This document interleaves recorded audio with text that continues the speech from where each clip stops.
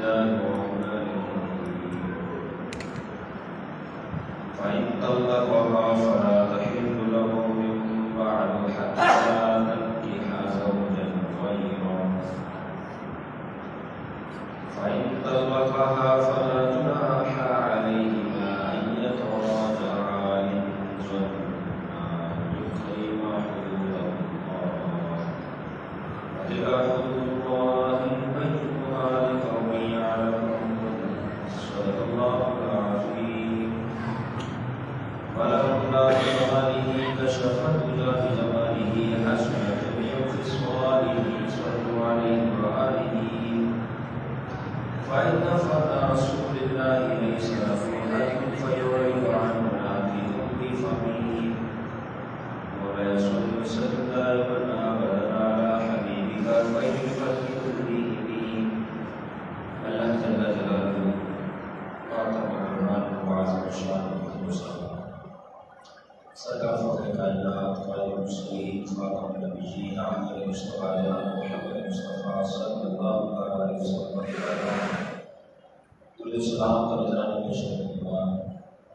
رب عزت جلال و فضل کے کرم ہے زندگی توفیق سے الحمدللہ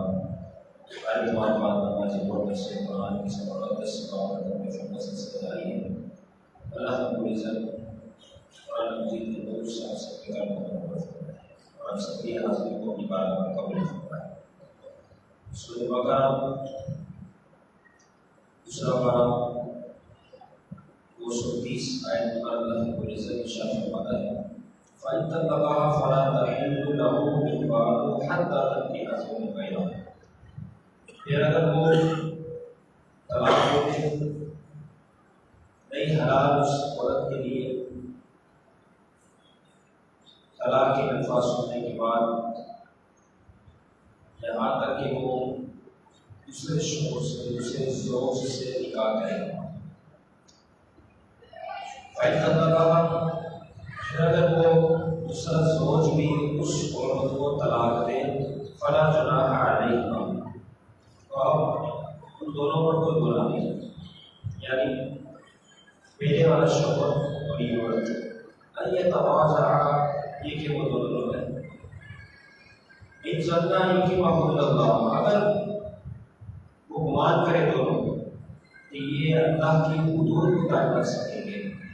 وَتِلْكَ حُدُودُ اللَّهِ يُبَيِّنُهَا لِقَوْمٍ يَعْلَمُونَ اور یہ اللہ کی حدیں ہیں اللہ تعالیٰ اسے آہستہ آہستہ نئے طریقے سے بیان فرماتا ہے اس قوم کے لیے جو جانتی ہیں دوسرا طلاق رجعی اور طلاق بالخلا جو مال کے بدلے جس کے حوالے سے ذکر ہوا تھا اب یہاں پر تیسری طلاق دینے کے حوالے سے سمجھایا جا رہا ہے اگر کسی نے 3 طلاقیں دے دی اب رجوع کا اختیار ختم ہوا اب وہ عورت اس کے نکاح سے نکل گئی فَإِن طَلَّقَهَا فَلَا تَحِلُّ لَهُ اب اس شوہر کے لیے حلال نہیں زمانے جاہلیت میں چونکہ بے شمار طلاقوں کا رواج تھا عورتوں کو طلاق کرنے کے لیے انگیزت طلاقوں کا سلسلہ جاری رہتا اس کی وجہ سے عورتوں کو بہت زیادہ تکلیف ہوتی تو پھر فرمایا کہ صرف اختیار جو ہے مرد کے لیے طلاق کا 3 مرتبہ 3 ہو گئی بس چوتھی گنجائش نہیں اب عورت آزاد ہے عدت مکمل کرے اس کے بعد جس سے چاہے اس سے نکاح کرے اب ہوا کیا تھا عائشہ بنت عبد الرحمن حضرت رفاعہ کی نکاح تھی کچھ وقت کے بعد اب انہوں نے ان کو 3 طلاقیں دی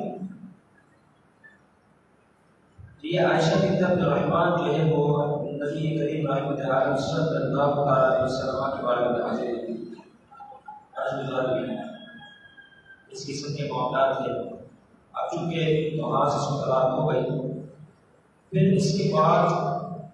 کچھ وقت کے بعد انہوں نے جو ہے عبد الرحمن نامی شخص سے زبیر ان سے انہوں نے دوسرا نکاح کیا اب چونکہ دوسرا نکاح کیا تو دوسرا نکاح کرنے کے بعد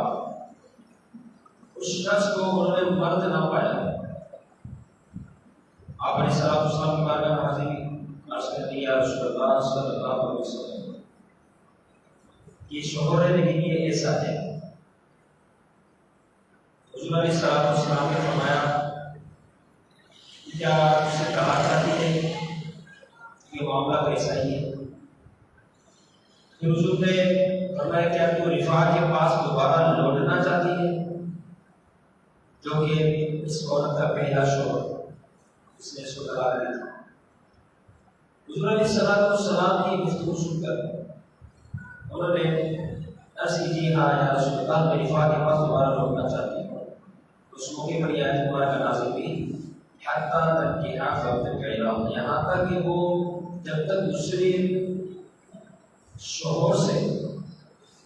نکاح نہ کرنے اس وقت تک اس کے لیے پہلے شوہر کے پاس آنا جائز نہیں. فرمایا چونکہ وہ نامرد ہے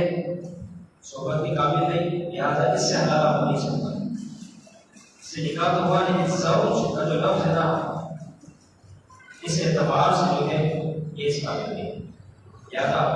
فی الوقت جو تمہارا نکاح رفاع سے نہیں ہو سکتا.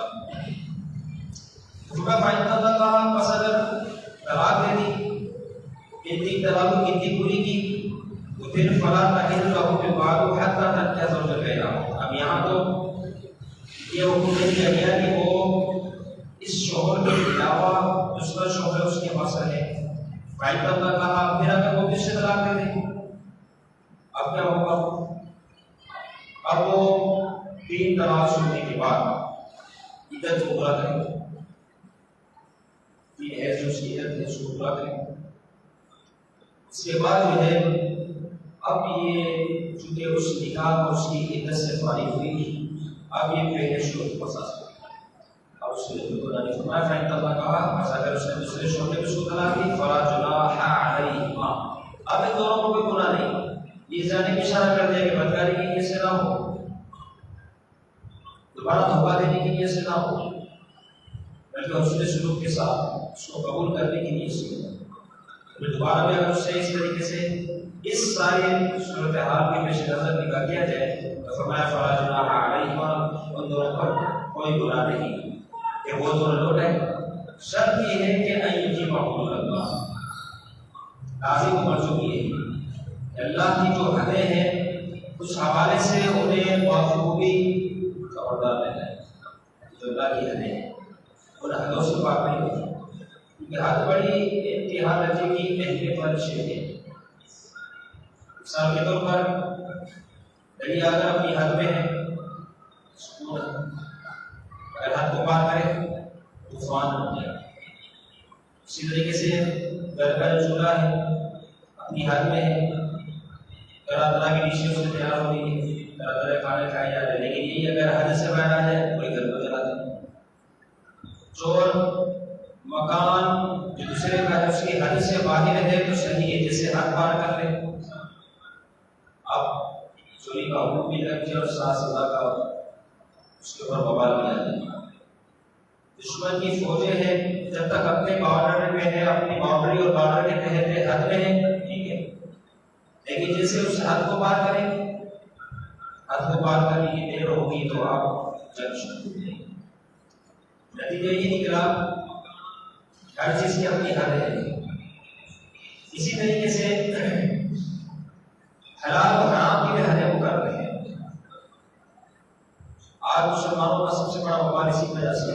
جان پر ہے. وبال وہ یہ ہے کہ مسلمانوں نے بہت بڑی تعداد سے اللہ کی حدوں کو ہی پامال کیا ہے اور حدوں کو کروس کرتے ہیں ریڈ لائن کروس کرتے ہیں. اس کی وجہ سے اللہ تعالیٰ کے سامنے نہ کوئی نظام نہ کوئی قانون کے معاملات نکال ہو سکتی. مسلمان بہت زیادہ تکلیف ہے بہت زیادہ. اس کی سب کا حال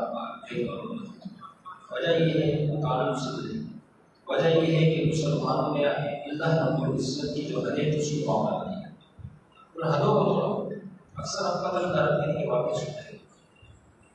کیا ہو رہی ہے. ساری وجہ یہی ہے آج جو ہے وہ سب کے سب معاملات ہو چکے ہیں دھیرے دھیرے سب ہو چکے ہیں جو شریعت معاملات سے دور ہو چکے جس کی وجہ سے سارے معاملات ہماری جان پر آ رہے ہیں. وَمَا حُدُودُ اللَّهِ، یہ اللہ کہتے ہیں يُبَيِّنُهَا لِقَوْمٍ يَعْلَمُونَ، اس سے بڑے آہستہ آہستہ حضرت بیان فرماتا ہے۔ یہ آپ یاد رکھیں کہ قرآن میں احکام کی صورت میں نکاح اور طلاق کے مسائل پر بھی تفصیل گفتگو کی، تفصیل کے ساتھ کسی کا بیان نہیں کیا، تفصیل کے ساتھ جو نکاح اور طلاق یہ حلال اور حرام کا مسئلہ ہے،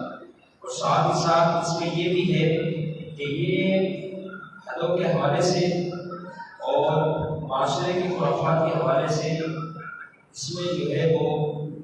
بہت سے معاملات ہیں۔ زمانۂ جاہلیت میں کسی کے معاملات ہوتے تھے، دوسرا 3-4 میں سے ہمارے ذکر کیا تھا، اس میں تفصیل سے بیان کیا۔ اگر فرمایا قومی عالم اس قوم کی جو جانتی ہے، یعنی علم والے لوگ کے لیے، علم والے لوگ ہی مسئلے بتائیے، یا وہ سارے مسلمان ہوگا جسے سمجھا ہوا وہ آپ بیان کرے گا۔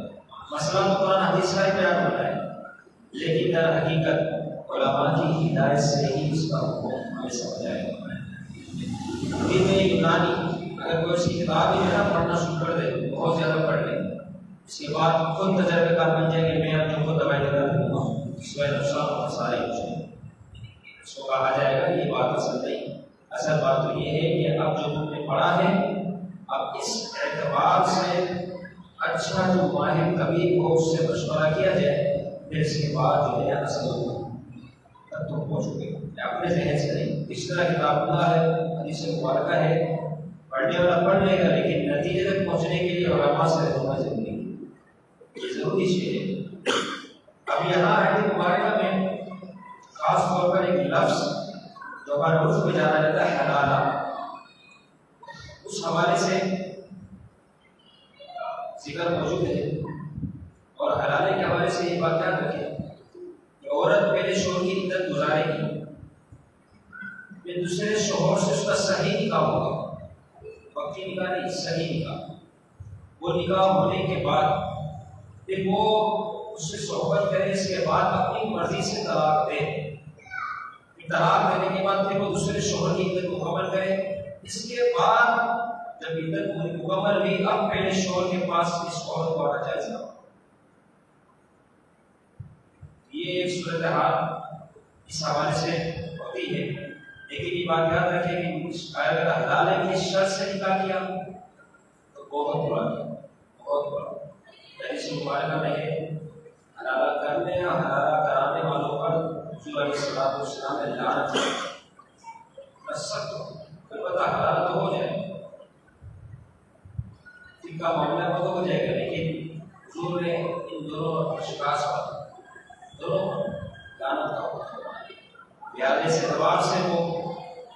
جرم کے اندر تو مبتلا ہو گیا، لیکن چونکہ شرعی حکم ہے اس اعتبار سے معاملہ تو ہو گیا۔ اب لعنت کی وجہ یہ ہے کیوں ایسا حکم فرمایا،